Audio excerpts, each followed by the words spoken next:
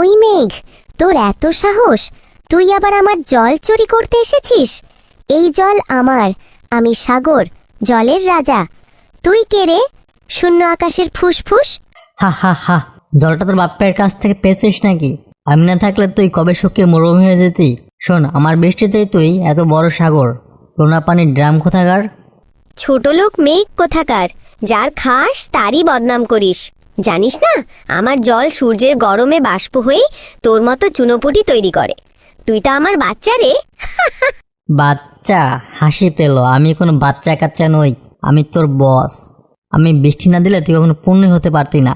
Condensation, precipitation সব আমার হাতে। ওরে বিজ্ঞানের ছাত্র রে, শোন, তুই পুরোটাই আমার ওপর নির্ভরশীল।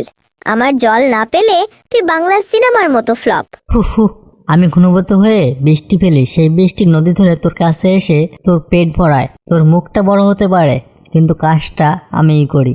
শোন মেঘ, বেশি বাড়াবাড়ি করিস না।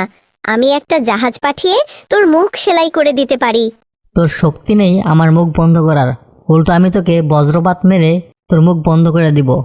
থাম মেঘ, এত ঝগড়া করে লাভ কি? তুই বলছিস তুই বৃষ্টি দিয়ে আমাকে ভরিয়েছিস, আমি বলছি আমার জল বাষ্প হয়ে তোকে তৈরি করেছে। আমরা দুজনেই একে অপরের পরিপূরক, একজন আরেকজন ছাড়া এক মুহূর্ত বাঁচতে পারবো না। ঠিক বলেছিস সাগর, তুই ছাড়া আমি বাষ্প কিভাবে পাবো?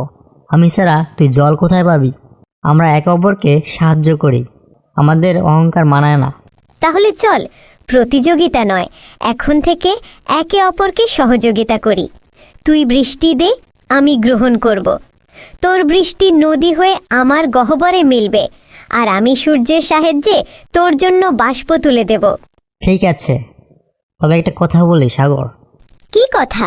তোর সাথে একটু ঝগড়া না করলে আমার ভাতই হজম হয় না। মাঝে মাঝে ঝগড়া করলে মেজাজও ভালো থাকে। ঠিক বলেছিস ভাই। আচ্ছা, এখন না হয় ঝগড়া থাক, অন্য সময় দর্শকদের বিনোদন দিতে আবার না হয় করা যাবে।